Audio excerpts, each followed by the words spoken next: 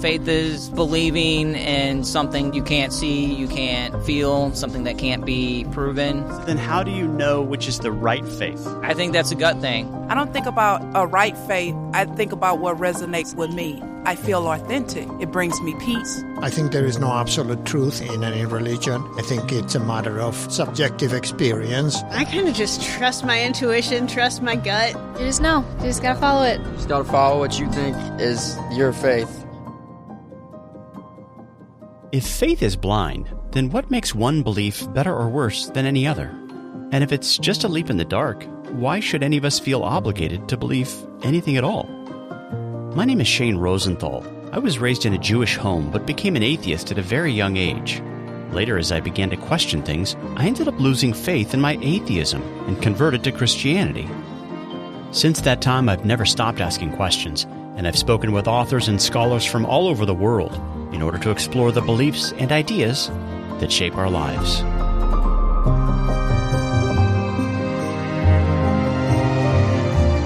Over the years, one thing I've concluded is this: we're all believers. But because there are so many conflicting ideas and worldviews out there, we just can't all be right. So how do we find the truth? On this podcast, we'll start by asking questions. I'm really just trying to figure out what I believe right now. Hey there, welcome to the Humble Skeptic podcast. On the last program, I talked with Dr. Dennis Johnson about the Christian understanding of the relationship between faith and certainty. And in that discussion, we primarily focused on the sermons and apologetic speeches that we find scattered throughout the book of Acts. Though most of the contemporary Christians I recently interviewed seem to think of faith as a blind leap that can't really be explained, the earliest followers of Jesus, it turns out, seem to be saying nothing of the sort.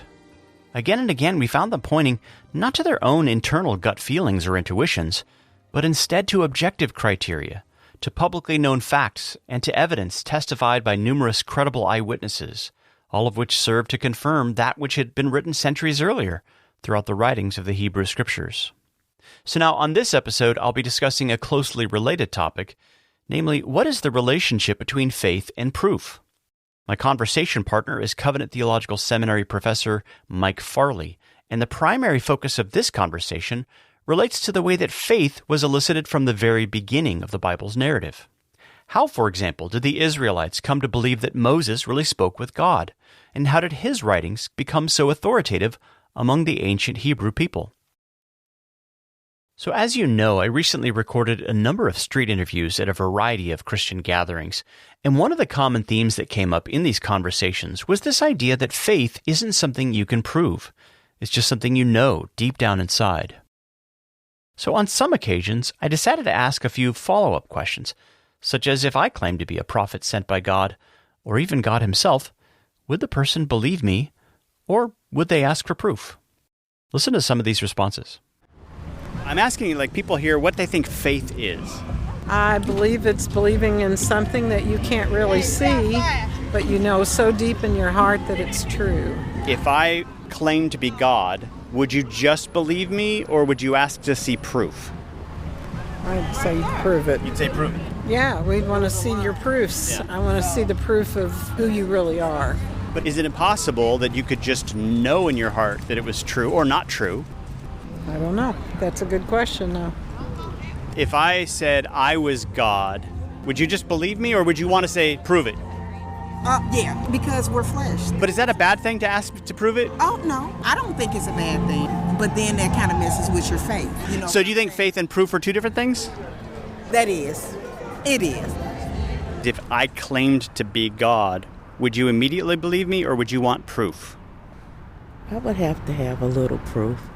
But faith, Are faith and proof similar? The thing is, when you believe, it becomes proof, because he proves himself to you. How do you know that Jesus is the right way, as opposed to all the other options?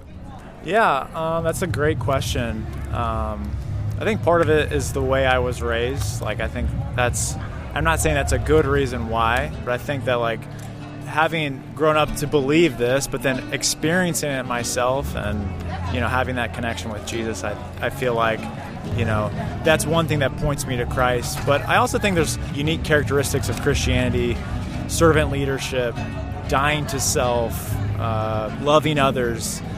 So I have talked to Muslims who will say something similar. They say, I was raised a Muslim and I just know it's true because of the effect it's had on my life and my family. So is there something more that Christianity offers in contrast to that, given that they're the same answer? Well, I think when you boil it all down, you're going to have to come to this point where it's like, okay, faith is believing in things unseen. Like there may be things that point us in that direction, but at some point you're going to have some type of belief that I believe he's there and I believe in him. But if I said I'm Joseph Smith and I actually have just written a book and it's the Word of God, would you trust me? I mean, in that instance, no, because I have other things that point to that not being true. Yeah. So in that case, are you saying doubt is a good thing? I think doubt, that's a hard question. I think that doubt in some capacity is a good thing. If I told you that I was God, would you believe me or would you want me to prove it? It's a tricky question. I know it's a tricky question.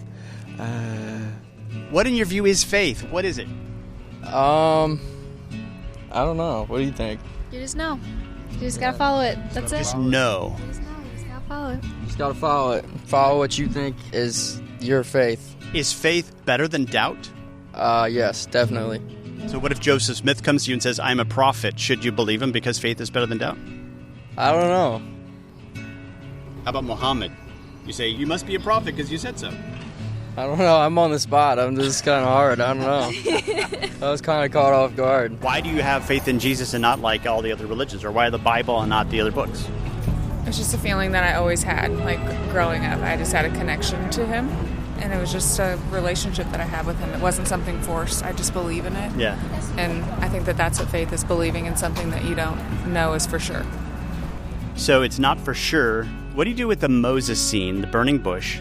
Moses says, you want me to go tell the people that I'm really sent by God? They're not going to believe me. And then God says, I'll give you a sign. And then they don't believe that, I'll give you another one. And those are going to confirm the word. So then there's kind of a proof thing there, isn't it? I mean, yes. What's interesting, though, is the outcome of that situation was going to happen regardless if the people believed it or not. And I think it's silly if people require that much proof. And I have faith. Well, first of all, you're talking about proof and proving to someone to prove who God is. You think that those don't really go together with faith? That faith is more of this leap to, yeah. Well, I remember when I went forward at an altar call, I wasn't looking for proof. The music, everything they're staying on stage was I was the only person there. I knew without a doubt that was the missing piece. So do you think faith is knowing in your spirit? Yes.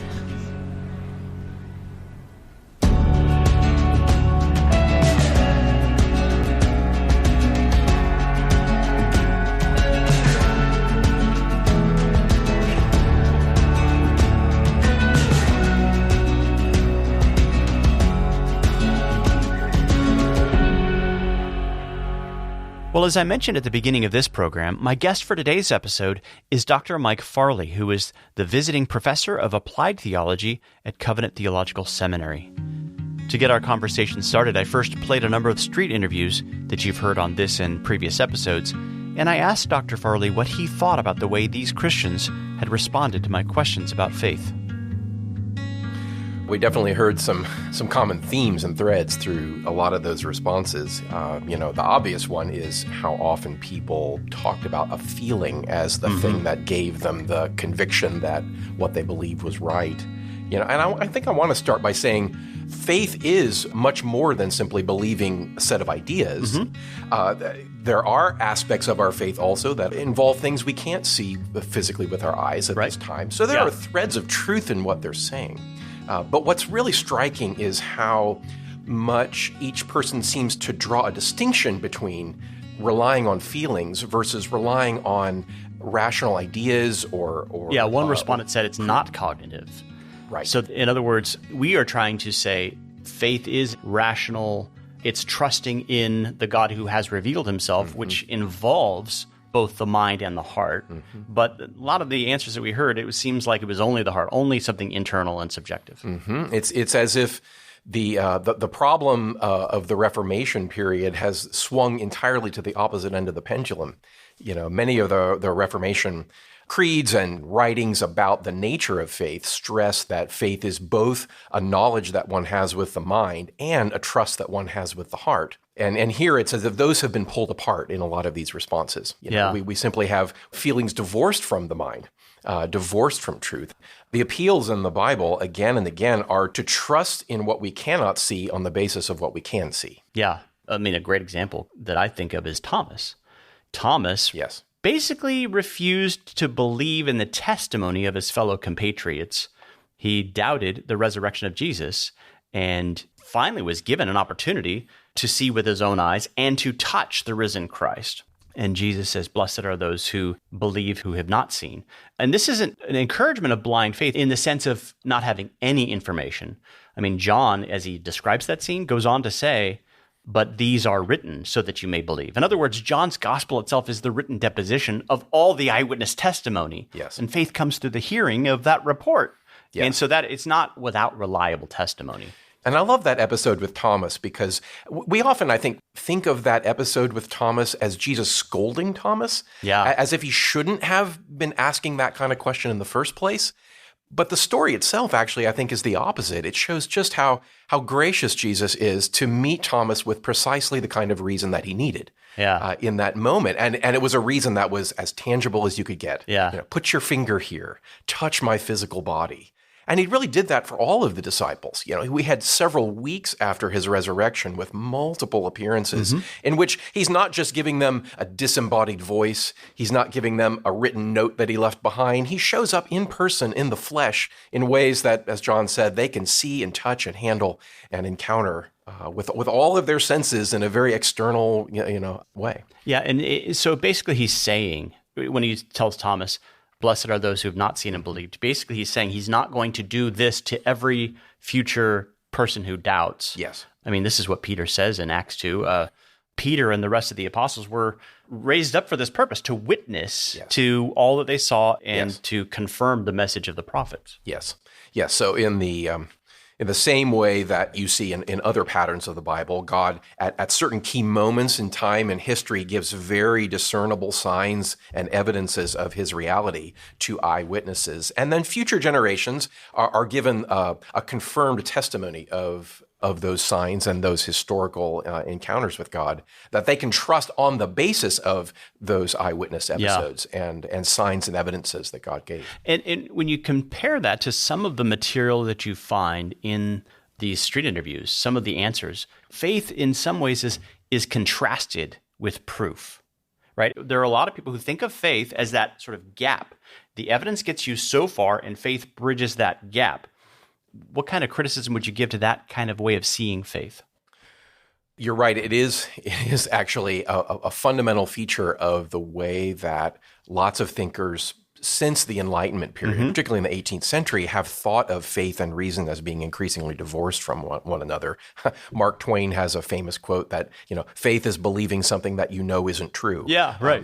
In his tongue-in-cheek manner. But he's simply echoing themes that have been around in our culture for a long time now. And it's distressing to me to hear the extent to which the language of Christianity's chief critics now being echoed in the language of the very ways that Christians are defining what faith is. But the key problem, I think, with that kind of divorce is that it really gets fundamentally wrong what the Bible is encouraging us to do when it calls us to believe. The kind of trust that the Bible is calling for is the kind of personal trust that you have in a person on the basis of what you know about them. Right. If I have trust in a doctor, I demonstrate my trust in a doctor by submitting myself to his or her care. The trust is about the way I'm personally responding to the doctor, but I don't make blind decisions about which doctors to trust. I make a decision about a doctor who has the right specialty and the right competency, and it's on the basis of what I do know about the doctor, his or her skills and expertise and knowledge, that I can then engage in the action of trusting myself to their care. I mean, there's a fundamental difference, I think, between when I go to a doctor And when I have a relative who gives me like some homeopathic remedy, you know, I may be a little distrustful. I might not even take the remedy. And if I do, I'm skeptical. And I think that's a healthy thing, right? Yeah. Skepticism. I don't just know in my heart that what she's saying is true or not true, but I might research this. Well, when I go to the doctor, I kind of have a little bit more trust because this person has been schooled. Then there's still another layer, because I have gone to the doctor who has given me medications that I trusted so much that I swallowed, and it didn't help. Have you had this experience? Oh, yes. Yeah, yes. Right. So in other words, the faith has to be in line with the object, right? And in one case in particular, I'm thinking of, I took a drug called hycosamine because I was feeling pain in my gut, and the diagnosis was that my intestines were squeezing at the wrong time, causing pressure, and he gave me this drug, and it turns out I had a gallbladder problem.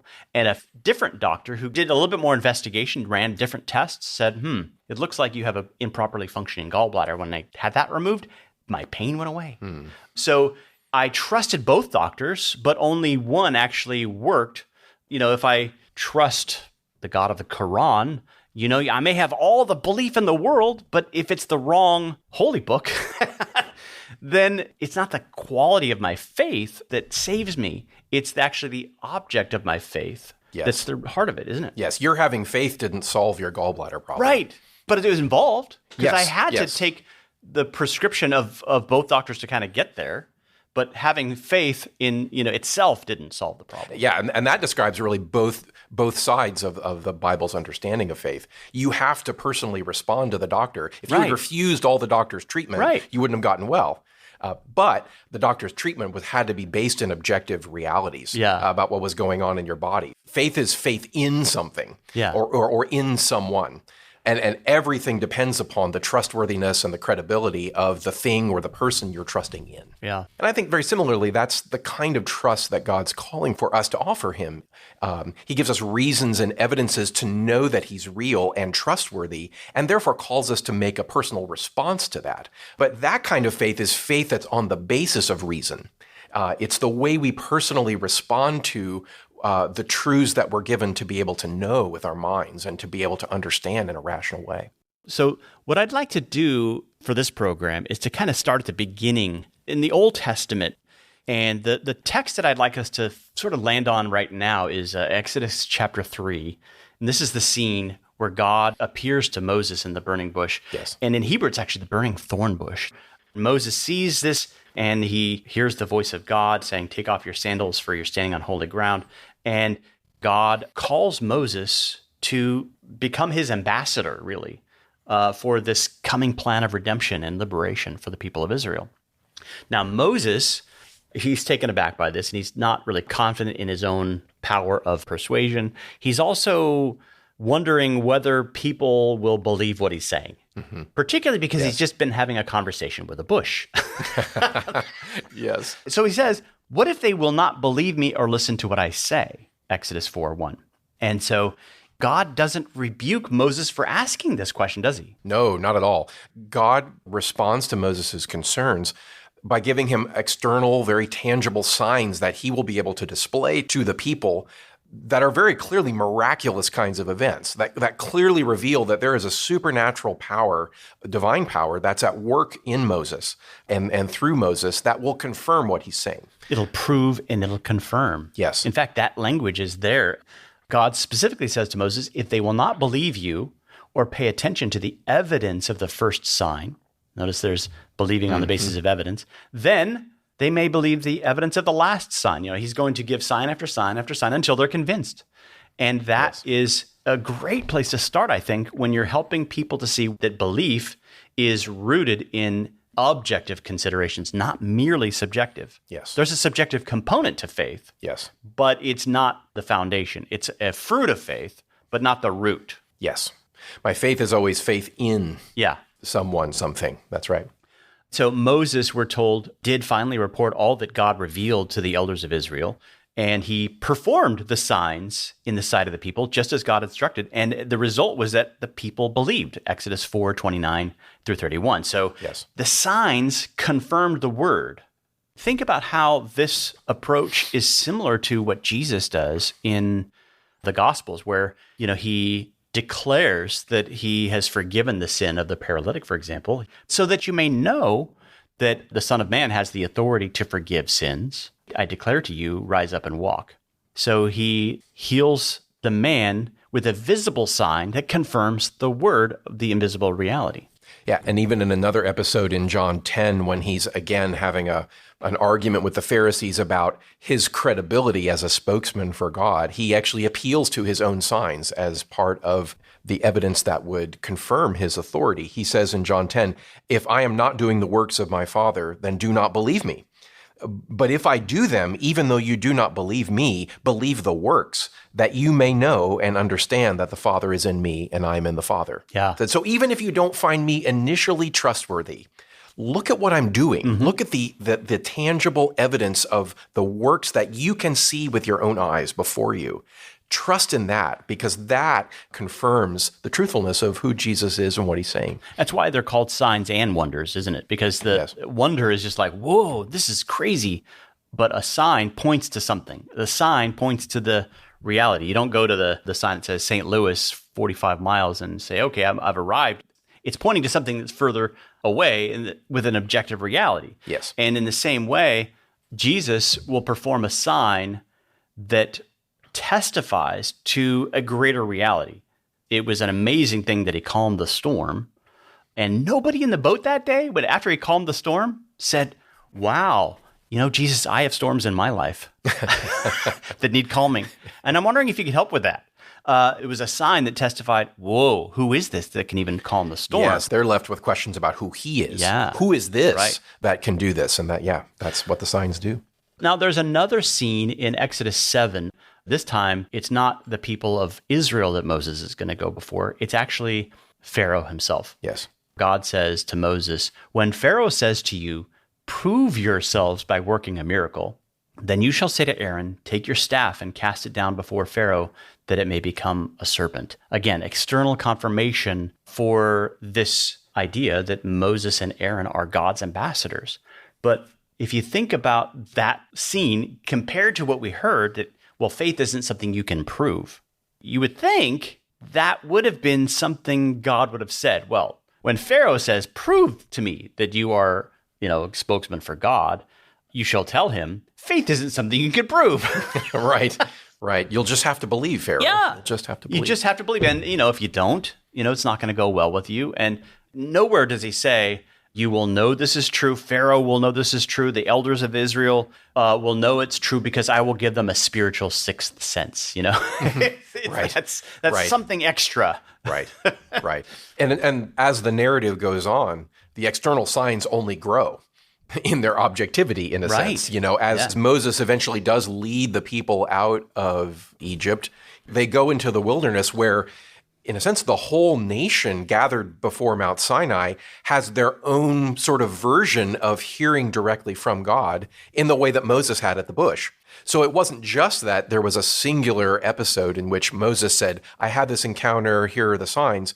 He leads the people, and the whole nation as such is able to witness God revealing himself in a visible, tangible, audible way. Multi-sensory. That would be, this is the ultimate multimedia event happening on Mount Sinai. It would have been undeniable to conclude that this was the God who had revealed himself to Moses. This was the God of Abraham, Isaac, and Jacob, because he's speaking audibly and providing undeniable supernatural signs to the whole people. So in a sense, God continues to confirm and confirm and confirm what he says in the signs that he's giving that can be seen and known and tested. It seems clear that there is such an overwhelming objectivity to it all from the very beginning that I'm struck by it again and again whenever I read these passages carefully. Yeah, this whole section really does raise the very question that you were trying to pose to some of the people in your interviews, because as soon as Moses and Aaron start displaying some of these signs,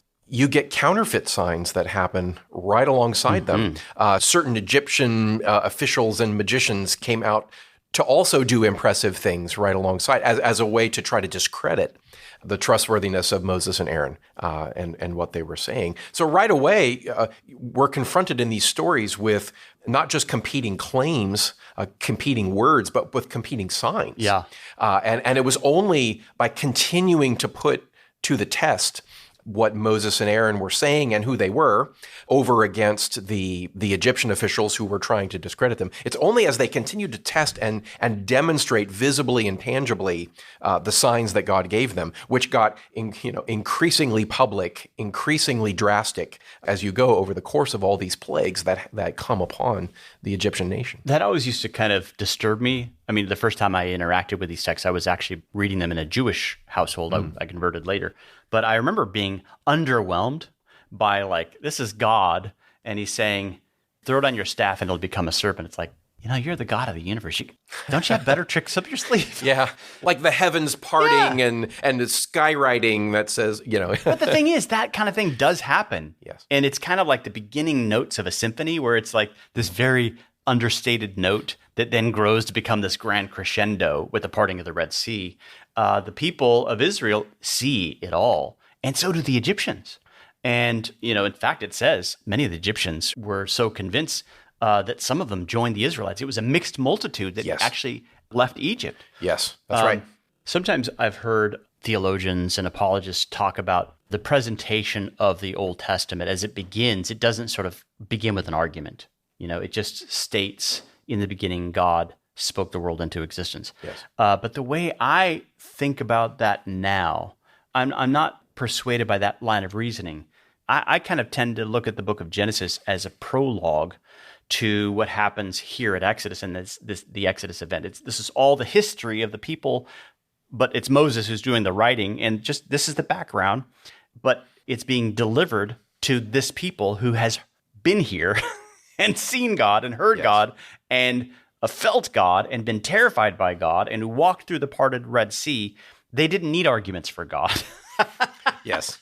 And the first audience for the book of Genesis is the nation of Israel that comes out of Egypt. Yeah. That's right. And much of the book of Genesis is there to explain to Israel who they are. Yeah. To explain to Israel exactly. Where did they come from and what did God do to actually make them a distinct people, and what is their distinct calling in the world to serve the larger purposes of God's rule over the whole creation. Now, as I look at Exodus 19, verse 9, God, as he's speaking to Moses, says, "Behold, I am coming to you in thick darkness, that the people may hear when I speak with you, and may also believe you forever."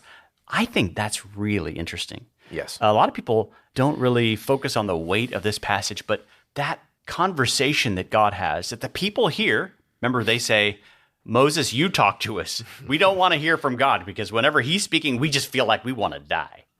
But when they hear God speaking with Moses, this is no longer just a report confirmed by signs. They actually hear it themselves. They are terrified in this moment. They hear God's voice audibly. Yes. But it's the fact that God is speaking with Moses that really helps them to see he is God's ambassador. Yes.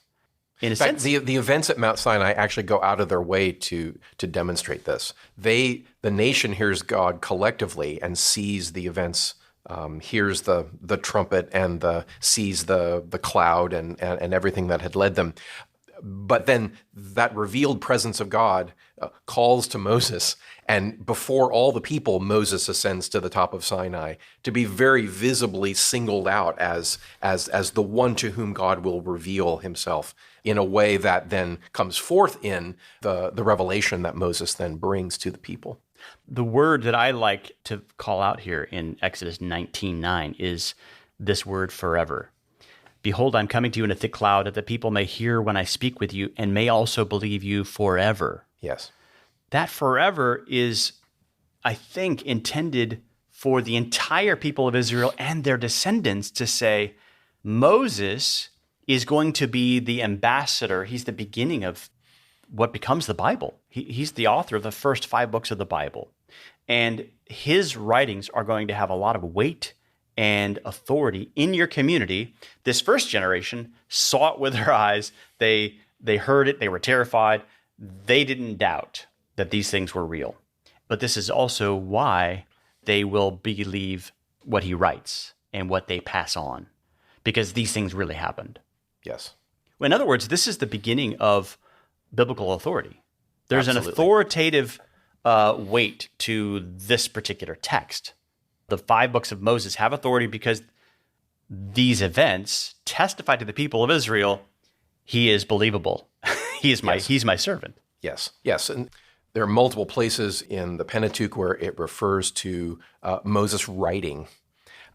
It's clear that one of Moses' roles as God's spokesman is to write things down. In fact, he comes down from Mount Sinai having things that God actually wrote for him to communicate. So the idea that these episodes that happen in history to particular people at particular times and places, testimony about those events are going to be written down, and that itself is part of Moses' calling. Yeah, and so you're right. So these events, which by definition future generations will not experience in the same way, are going to be committed to writing. And so absolutely, all of these external signs are there to confirm the word that future generations will receive and be able to test as the word of God. Which is similar to the scene where Thomas doubts. He sees with his eyes, and then Jesus says, "You have seen and you have believed, but blessed are those who will hear this report and believe." Yes. I mean, I'm kind of putting it in my own way, but that's what John ends up saying. Exactly. These are written so that you may believe,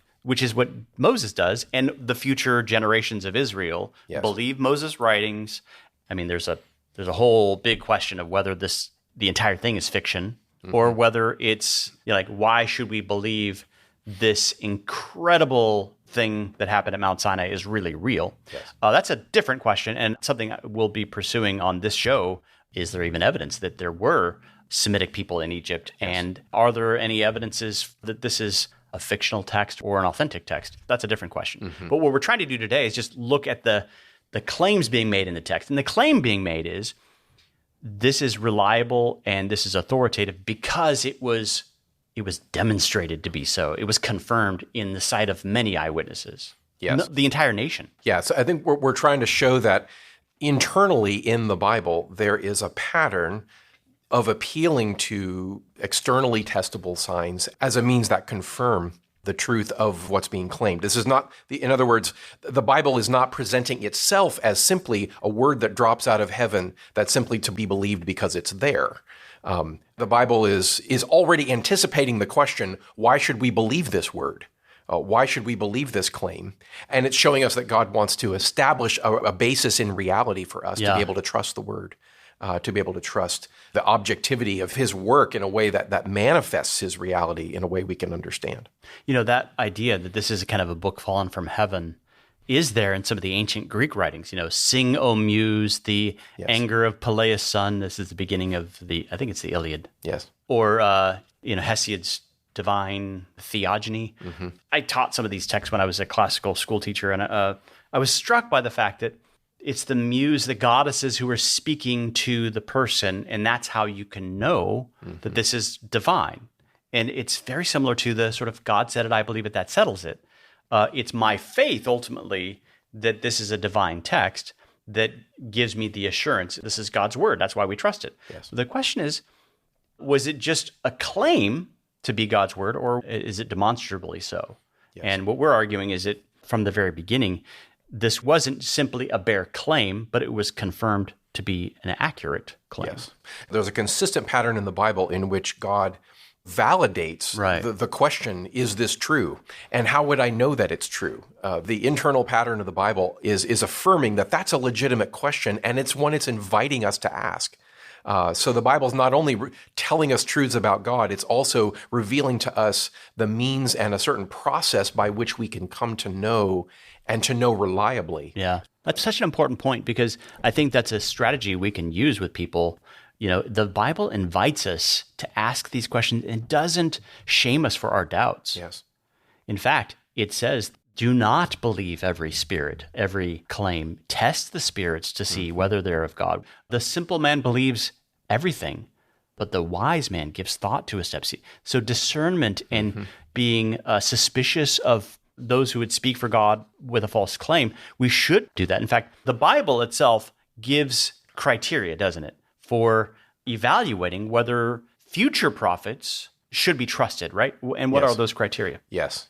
I think this is fascinating that the Bible is not only claiming that God revealed himself in a way to Moses and gave signs to authenticate Moses as an authoritative spokesman, but also gives us a process by which future writings, future words from God will actually also be able to be authenticated. And we see that there are a couple passages in the book of Deuteronomy that are especially pertinent here because God gives us these passages as a way to help the people test the words that are given by prophets claiming to speak for God. Yeah. So in Deuteronomy chapter 13, it says that even if a person should come doing miraculous signs, even if a person should do those kinds of signs, and then they go on to say, let us go after other gods, which you have not known, and let us serve them, then the text says, you shall reject that person as a false prophet. Yeah. So the appeal here, first of all, is a test to compare what the prophet is saying with prior revelation that we have reason to trust. So if we have good reasons to believe what Moses said, then all future revelation needs to be tested against the authentic words that were confirmed through Moses. So there's a kind of test of orthodoxy here. Yeah. If future writings come from the same God who revealed himself to Moses, then those future writings, those future words and revelations must be consistent with what came before, because God does not lie and cannot lie. And just as with Moses, there were those who performed wonders, these magicians who were able to do some level of miraculous or magical kind of things that looked like wonders. But they certainly didn't amount to what the 10 plagues grew into be in that grand crescendo. Yes. But Jesus, too, will say there will be false prophets who perform amazing wonders to deceive, if possible, even the elect. Yes. So we need to be on our guard. It's not only the sign, but it's also, what is this particular sign pointing me to? Is it pointing me back to Yahweh, the one who revealed himself to Moses and all the other inspired prophets, or is it leading me to some other destination altogether? Yes. There's a kind of test of consistency here, that if you come along claiming to speak in the name of Yahweh, the God of Abraham, Isaac, and Jacob, then what you say needs to be consistent with the other revelations that have come from Yahweh over time. And so you have a sort of process by which God continues to confirm the truthfulness of what he's saying with multiple revelations that occur over long periods of time to multiple people, but all have this internal consistency. Yeah. That itself is another sort of objective marker we can point to say, and that's what must be present, that there must be consistency between what a prophet claims and what God has revealed before. I love thinking about that idea in relationship to some of Jesus' own words. He doesn't say, I'm the new thing now. Yes. It's Moses wrote of me. You seek the scriptures thinking that they have, the words of eternal life, but these are the texts that speak of me. So he has been in the text from the beginning. In some cases, if you actually read what Moses wrote, Jesus isn't only hinted at, Jesus is actually there doing the talking. He's the angel or messenger of the Lord who's sent by Yahweh but speaks as Yahweh in many, many texts in the Old Testament. So Jesus is saying he is not coming up with something completely new. There is a newness to the New Testament, but there's also this consistency from the beginning with what Moses has revealed from the first days. As Jesus says in Matthew chapter 5, do not think that I have come to abolish the law or the prophets. I've not come to abolish them, but to fulfill them. Yeah. In other words, he's saying there is something new in the sense that this is a new chapter, but it's a new chapter in the same story. Yes. It's the same consistent, unfolding, unified story that started to be revealed all the way back with Moses and that has unfolded through multiple spokesmen. And now in Jesus, we can see the consistency of what God's been doing over century after century. Jesus is not pitting his authority against the rest of Scripture, but rather just the opposite, claiming that he should be believed in part because what he's doing can actually be demonstrated to be the works of Yahweh, the works that people should be able to recognize as the works of the God of Abraham, Isaac, and Jacob. There were times in which I was troubled by the Trinity, in a sense in which it's kind of embarrassing. It's mysterious. I don't know how to explain it. I just rather not talk about it. But the longer I've spent sort of reflecting on the way Genesis in particular is conveyed, and Moses writes this text, both Genesis and Exodus, in some passages where there are two Yahwehs in the passage. So I interviewed once a Jewish scholar by the name of Daniel Boyarin, Talmud professor at the University of Berkeley, and he was saying that Jews before the time of Christ, many of them believed in the mystery of those passages and others like it. Yes. One of the texts he focuses on is Daniel 7, where you have two divine figures in the passage. One is the Ancient of Days, and the other is like unto a son of man. But it's a divine figure because he comes before the Ancient of Days and receives an eternal kingdom. This is not an ordinary king. Yes. We often miss the direction of what's happening in that Daniel 7 text. It's not that this Son of Man figure coming down out of heaven. It's the Son of Man figure ascending to the throne of the Ancient Days and taking up his place with the Ancient of Days to rule in a way that can only be described as divine.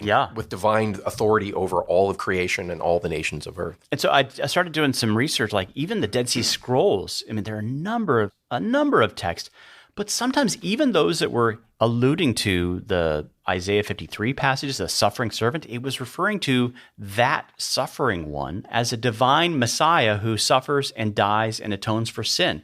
Not everything is fleshed out in exactly the way that later Christians would, but it was very clear that these Jews before the time of Jesus were actually coming up with a theology that would not be terribly far removed from what became Trinitarian orthodoxy. Yes, yeah. There are hints about this kind of plurality within God, that somehow there are distinctions of not so much persons, it's not quite revealed that explicitly, but there are hints that there are somehow relationship and different agents that function as God in the world. In some passages, it's the Spirit of God. In some passages, it's the Word of God. In some passages, it's the angel of the Lord, the angel of Yahweh, all of whom in some ways are distinguished from Yahweh and yet are Yahweh at the same time. There's a mystery here that the Old Testament doesn't quite spell out for us, but there are all kinds of hints of that kind of plurality. That's the nature of biblical revelation that's progressive. So what you find here in seed form grows to become this amazing, beautiful, tall oak, by the time of the New Covenant. Yes. And that is a wonderful way to sort of be immersed in biblical theology. This is the same message. Yes. But in seed form over here, and then with the culmination of all things down the road. Yes, that's right. Now, what's the second criteria that we find in the book of Deuteronomy? So in Deuteronomy chapter 18, there's a passage that appeals to the power of predictive prophecy. In this passage, God is saying that there will be other prophets who come, and the way that you will know the truthfulness of what these future prophets will say is whether or not the predictions that they make come to pass. So it says here, if you say in your heart, how may we know the word that the Lord has not spoken? In other words, how will we know if a prophet is false? When a prophet speaks in the name of the Lord, if the word does not come to pass or come true, that is a word that the Lord has not spoken. So in this case, the expectation is that future prophets will come and they will make predictions that are able to be tested. In other words, there'll be predictions that are about short-term events that will happen in the near future in a way that people will be able to tell, did what the prophets say happen or not? So predictive prophecy here is the second test.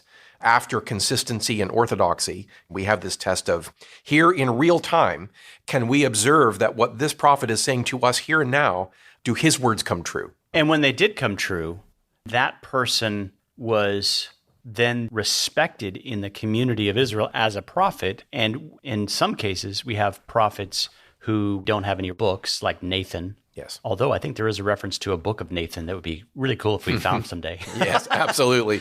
But what we find is, why did King David trust Nathan as a prophet? Well, obviously, he had to have vindicated or confirmed his office as a prophet somehow in a way that's not even recorded for us. But clearly, in the time of Isaiah and Jeremiah, you have all these references to false prophets. Well, those false prophets' writings were not treasured and kept in the canon, whereas Isaiah's writings and Ezekiel's and Jeremiah's were, because they were pre-qualified, kind of like when you're pre-qualified for a loan, that you're trustworthy to the banker. In the same way, the canon grows. First, it starts with the 5 books of Moses, and then things get added to it over time because they qualify according to the criteria here of Deuteronomy. The community kept adding things that were just as authoritative as Moses' writings. Yes.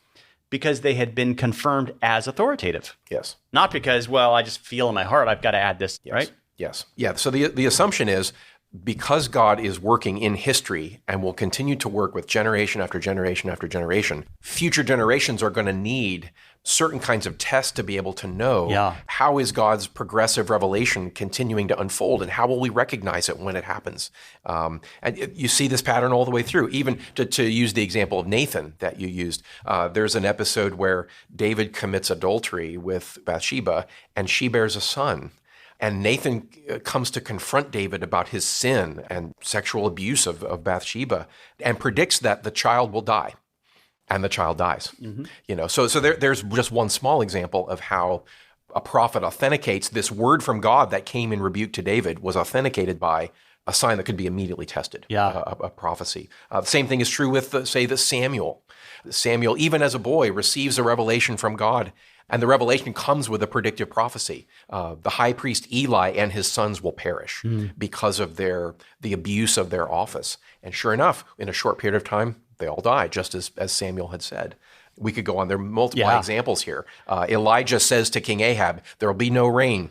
And there's no rain for 3 years. Right. I mean, it's easily, again, the same quality of this public, observable, testable claim, just like we saw with Moses at Sinai, the same kind of confirming signs continue to happen through these predictive prophecies. The interesting thing about Nathan is that famous passage in 2 Samuel 7, where he comes to David, well, actually David comes to him and says, I live in this amazing palace and God lives in a tent. And it shouldn't be this way. I want to build an amazing temple for God. And then Nathan says, sounds great. Let it be as you say. But then later, God speaks to Nathan, and the next day he comes back saying, actually, God has a different plan. He's going to build you a temple. And that to me says something about the nature of the prophets in the Old Testament. They spoke occasionally.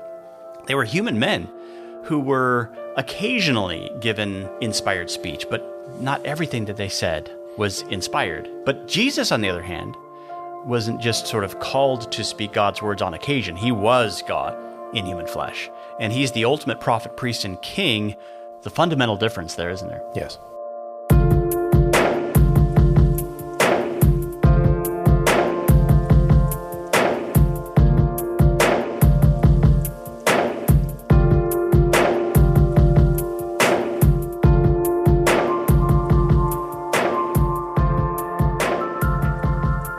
Well, folks, be sure to join us for the next episode of the Humble Skeptic podcast as I continue my conversation with Dr. Mike Farley of Covenant Theological Seminary. Folks, for more information about this podcast, simply head to humbleskeptic.com. And if you're a fan of the show, please share episodes with friends and family and consider writing a positive review via the Apple Podcast app. If you'd like to help keep this show afloat, you can do that by either making a one-time gift or by becoming a paid subscriber through Substack. And you can find links for either of those options in the show notes section of this episode. Thanks so much for joining me this week, and I'll look forward to being with you again next time as I continue my discussion of faith and proof with Dr. Mike Farley. That's next time on the Humble Skeptic Podcast.